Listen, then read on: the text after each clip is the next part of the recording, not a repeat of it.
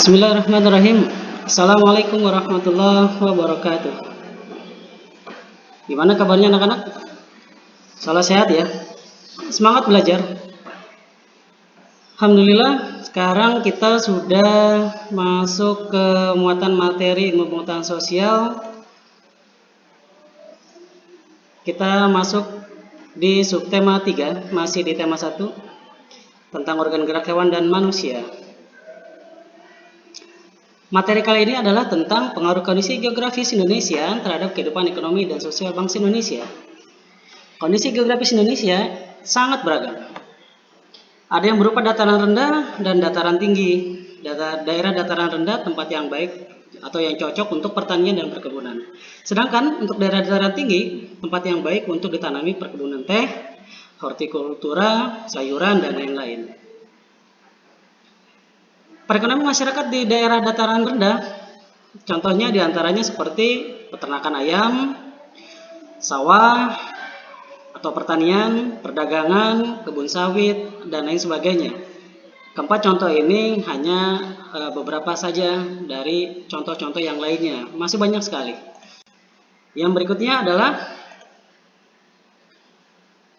perekonomian masyarakat di daerah pantai. Contohnya seperti nelayan, petani rumput laut, petani garam, tambak udang, dan lain sebagainya, yang semuanya bersumber dari laut atau sekitaran pantai. Berikutnya adalah perekonomian masyarakat di daerah dataran tinggi, seperti objek wisata, hortikultura, kebun teh,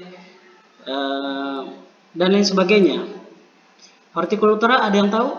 Hortikultura itu adalah budidaya tanaman sayur-sayuran.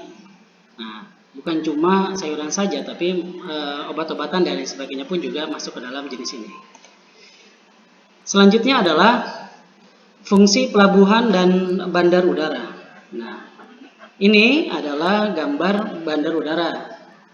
Dan yang sebelah kiri adalah ini gambar pelabuhan. Pelabuhan ini untuk di perairan, bandar udara ini untuk di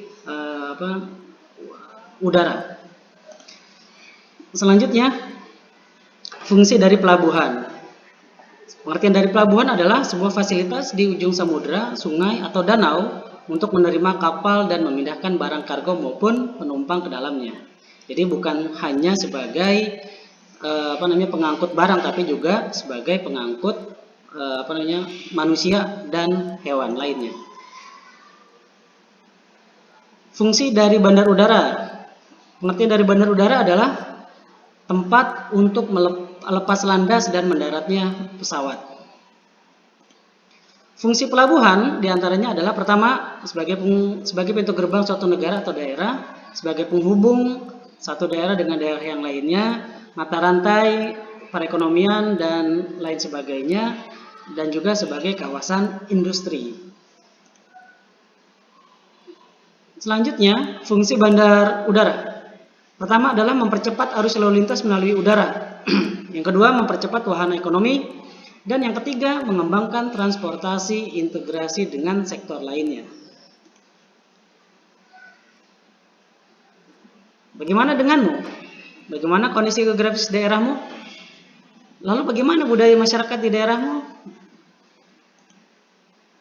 Itu saja yang bisa Bapak sampaikan pada materi kali ini. Mudah-mudahan anak-anak tuh semuanya bisa menyimak dan memahaminya dengan baik.